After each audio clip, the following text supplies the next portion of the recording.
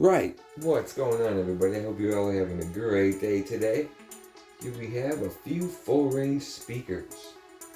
We're going to do a video on full-range speakers this time. Two different types, similar aspects, but yet they're very different too. The ones we're going to be focusing more so on are these two right here. These are both Utah branded speakers. This one came out of a 1974 jukebox, a Rock-ola 453. It's right there. I replaced the full range speakers with woofers and put 6x9s on top as the full range speaker. The reason I took these ones out was I wasn't too impressed with the sound the jukebox had. So I did some research and found out these were Utah branded speakers. They are 328, which is the Utah EIA code, and they were made in 1974, the 21st week of 1974. So I went to get a different pair of speakers which were also full range. These are also Utah speakers, but it's a Celesta brand. I guess this was popular back in the 60s maybe? 328 851, so I'm assuming these are 1968 speakers, but also Utah branded. Let's look at a few differences of these two full range speakers. Let's see if this one will stand up. Yes, good, perfect.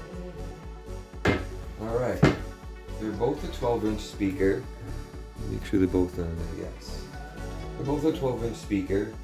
They both have a 1.5-inch voice coil. They both have a whizzer cone. Although this one has a bigger whizzer cone than this one. This one has a rounded white dome versus this one that has a flat dome on it. The purpose of the whizzer cone is to extend the high frequencies. A speaker this size generally doesn't get too many high notes, if any at all. They're usually not designed for that. But in these particular instances, they are. I like the sound of these ones better than these ones. These ones have way more bass than these ones. The surround on these speakers are virtually non-existent. They have one here and then it's connected right to the end. That's not enough for a speaker this size. They barely have any movement.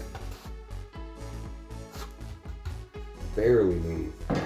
Compared to these ones. These ones have two surrounds on the ends, two of the rolls, before it connects to the end.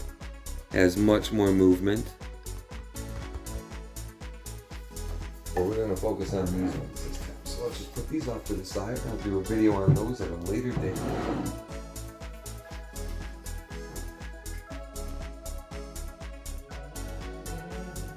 They have a 1.5-inch voice coil and a pretty decent sized spider.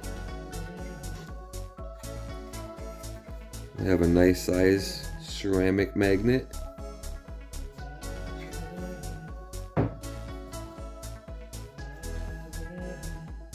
Both cones are in perfect condition, although a little bit dusty and dirty from the guy I got this from. He left it out in his garage, and that's where I got it from. This particular speaker, unfortunately, I think a bug attacked it is in there. You can see there's like something off the spider in there. But the speaker still works. Let's open one up and hear how they sound.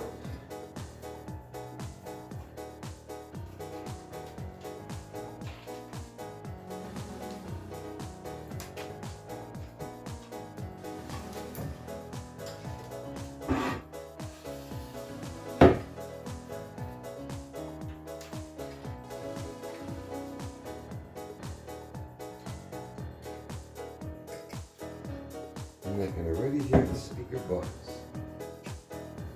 Right, let's pick out a song.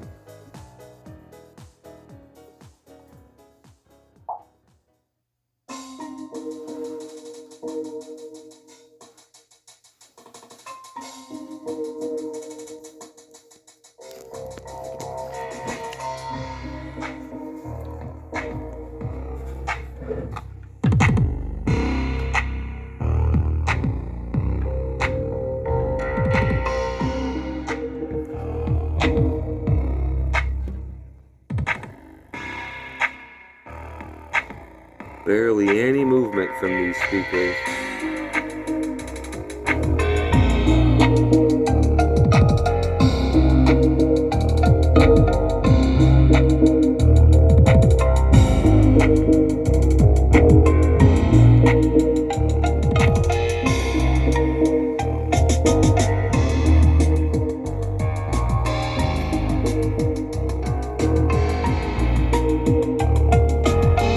One big wizard cone. I have never seen a wizard cone that big.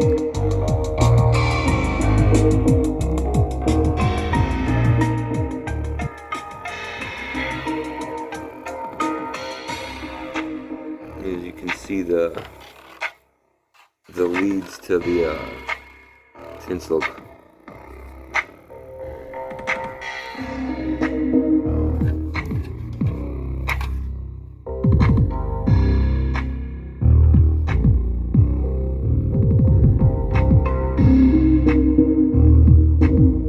Give it a little bit of sound volume.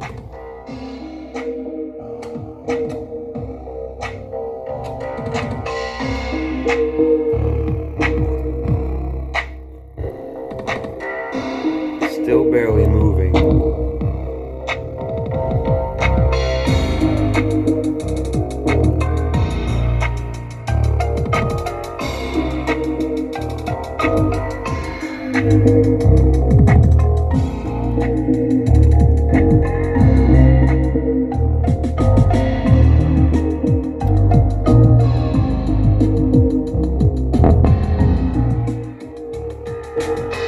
Let's hook the other one up too.